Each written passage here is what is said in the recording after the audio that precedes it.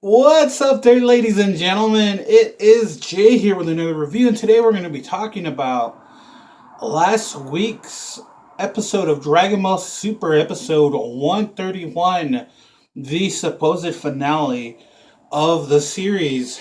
The reason this is barely coming out now is because, one, I really wanted to take a week to sit back, watch the episode a couple more times before I completely collect my thoughts, let the excitement wear off, let the hype wear off, and really try to look at it from a better view, at least for me as a fan. And two, as you notice from this surrounding, I haven't recorded a video in a long time, and it's because the place that I was usually doing videos is for right now off limits. So I've had to return here, and the reason I left, the reason I stopped doing videos in here is because the area location that I work at, there's a lot of noise on the outside, and I'm always paranoid. I'm always paranoid that that outside noise is gonna come out in the audio when I watch back, and I think it's a little bit annoying, but whatever. I'm recording this video again. Just a warning: if you hear a train in the background, I'm so sorry. But yeah, episode 131 happened, and a lot of the community seems to be split. A lot of people either had a love or hate relationship with it, or they flat out hated it and they thought it was disappointing. I myself, I am in the band where, for the most part, I was satisfied with the episode. I mean, just beautiful choreography, beautiful art, beautiful framing, just everything from an aesthetic point of view was beautiful. It was marvelous. Um, Frieza taunting Jiren, as far as the narrative, made a lot of sense. You know, Frieza's the type of character that's always talking shit and usually gets his face kicked in. And he was talking shit. He was playing mind games with Jiren, and you know, it was affecting Jiren because Jiren's at the point where, you know, he's at desperation. Of course, you know, we had this legitimate surprise of 17. I think we can all agree that we knew that that Frieza was going to play an integral part of the ending and the climax of the Tournament of Power. But you know, I didn't expect 17 to come back, so it was pretty cool to have him back. Um, I know a lot of people were complaining about power scaling, and as usual, you know, I think power scaling is bullshit, but at the same time, to a certain degree, it is a valid point. A lot of people were complaining, you know, like how is 17 and Frieza competing with Jiren? And honestly, like I don't think it's bad writing or anything. In this instance, you got to remember episode 130. Um, Jiren got his world rocked by Goku Blanco or Super or perfected Ultra Instinct Goku. So he got his butt whooped. He got rocked really bad. So, you know, you got to remember this is a tired, beaten, battered Jiren holding his own against these guys, because if Jiren was a little bit more fresher, he'd easily extinguish both of them. So I had no problem with that going down. He was just, you know, using every little bit of energy that he had left to fight these people off. I find it very poetic and very tasteful that the ending, as far as the fight itself, as a climax, was like homage to, you know, Goku fighting Frieza. You know, the visual of Goku, you know, shirtless Goku, beat up, rocking the OG Super Saiyan with Final Form Frieza teaming up to take Jiren out. That whole sequence was fire. Like that sequence was lit. The animation was lit. Um, the team coordination was awesome. You had I know I'm all over the place, but I'm just throwing it out there. You had 17 acting as a base, with his infinite energy, shooting his key blasts and stuff. While Goku and Frieza rushed him. You had Frieza do like his death dive or whatever it's called, his death missile, what death torpedo. I forgot the actual name of it. Doing that attack, and of course Jiren shoots him off. And then Goku freaking comes raging in to make sure that he went off, and little stuff like the fact that Goku was so tired and fatigued that his hair was flickering between black and yellow because he couldn't hold or sustain Super Saiyan. I thought was awesome, and then the whole climax of boom, and they finally knocked him out. And of course, 17 is the last man standing, and he technically wins it for Universe 17. 17, Universe 7. um, but that was pretty cool. That was pretty cool that he was the one to win it. He truthfully was the MVP. A lot of people like to say Vegeta. I call BS. Just the way 17 was written. You could say what you want about Super, but the way he was written throughout the course of the Tournament of Power, dude he was the MVP. Like, he really was. Like, that's the guy that really held the team together. He really was the leader. No offense to any Gohan fans, but Gohan being the leader of Universe 7 was a joke. But like, was the wish played out? Yeah, the wish was played out. But let's be honest. Like, what other way would they have been able to write it without bringing everybody back? And then also, in the narrative that Zeno would have erased, whoever the winner was if they wouldn't have made, the right decision, the right wish. They would have made a selfish wish. He would have just wiped everything out.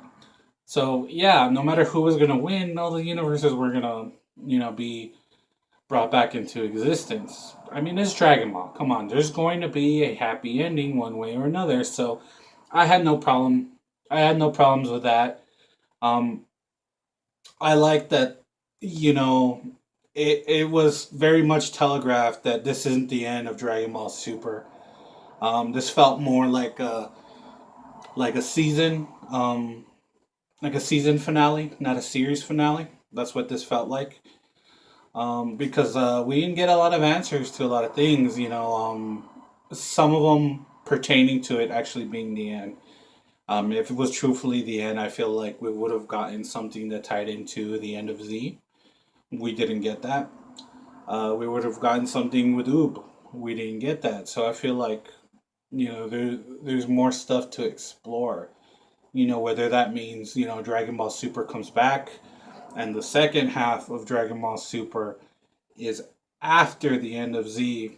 I'm hoping that's the case because it's kind of ridiculous. It's like, how much more content can you squeeze in that 10-year time frame before the end of Z, right? But I have my issues with the episode. I right off the bat, am I gonna say I the whole Goku fighting Vegeta at the end and passing, telling Vegeta like, "Oh, I can't, like I can't use Ultra Instinct." Kind of pissed me off. That feels like a retcon because he had Omen. Omen was the unmastered form. And then you had Mastered Ultra Instinct, Silver Hair, all that. That was supposed to be in the Mastered form. What was the point of all that dialogue with Whis smiling and saying, like, oh, I could feel it, I could feel the change. He's Mastered Ultra Instinct. Remember that? And then all the gods standing up and all that stuff. That feels like that was retcon. But that feels like they realized that they overpowered Goku way too much and it would be hard to beat him in any of the narrative going forward or to write any of the story going forward. It'd be kind of BS. So it feels like they kind of had to hold back. I feel like this is kind of like a retcon in the same vein that we had back in the Future Trunks arc when they retconned Vegeta Blue. That was BS, and that was kind of BS here too. But I understand they're doing that, so he he won't, like just stomp out any of the upcoming villains or whoever comes their way as far as a challenge. I get that, but there's a bunch of stuff. Like I would have liked to know what Jiren's wish was. That would have been nice. But other than that, you know, um, for the most part, I was okay with it. I was okay with the episode. I liked it. The second half, I felt weaker, because it felt rushed, and it was. I feel like I feel like if 131 just focused on the final battle, like the whole episode was just the fight and the climax, and then we saved 132 theoretically here. Of course, there's no 132. If they would have given us one more episode and they would have let that episode be a full episode dedicated to the aftermath of everything, they could have tied things together in a better way. But I realized that it was rushed. And no surprise there because Dragon Ball Super has been affected and plagued by problems with production and things of that nature since the beginning. Hence the problems with the animation errors and issues in the early on with things like Episode 5, the disaster that was the resurrection of F arc, things of that nature. So, I just hope that, obviously we're going to get the movie next in December. The movie's going to be amazing. I'm guessing Super comes back after the anime that replaced it. I think was going to be something like 60 episodes. So that should last all the way until April of 2019. So I'm hoping April 2019, spring 2019, Dragon Ball Super comes back. That's my guess. That's a lot of people's guess. That's not a guarantee. Okay. If you're watching this video, don't go around like, oh, random dude on the internet said this. No, I did not. It's just a guess. It's an educated guess on if and when the series does come back. I'm going to guess spring 2019 Dragon Ball Super comes back. Hopefully they keep the animation quality. I feel like towards the tail end, Super finally hit its stride, and we just cut it. We cut it just as it was getting good. So I hope it keeps that stride. I hope it keeps riding that momentum. But yeah, Dragon Ball Super 131. It was all right. Didn't appreciate the retcon of Ultra Instinct. A couple more questions here and there would have been nice to answer.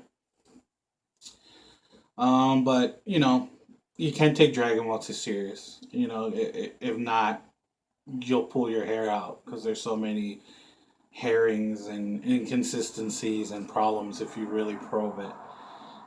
But that's not an excuse for it. At the end of the day, I think when we look back at Dragon Ball Super, it was decent. Like I'm saying, if this is the end, if this was truly the end, and the next, um, if it comes back as a second part of Super, or we get a Dragon Ball Ultra, which is a rumored name by the way. I think when we look back at Dragon Ball Super, I think obviously it's not Dragon Ball quality, it's not Z quality, but I still think it's better than Dragon Ball GT. That's for sure.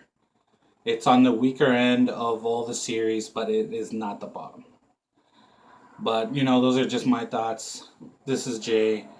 As always, hit that like button and subscribe, and please hit that notification button so you're notified when my videos are dropping. Because YouTube, there's some people on YouTube that run YouTube, help run YouTube, that admittedly said that they were effing us creators, basically. So please do me that favor if you care. If you don't, whatever. But anyways, hit that like button, subscribe, bell for notifications. As usual, no matter where you are, time of day, whatever, when you're watching this video, don't forget to smile. And I'll catch you guys later.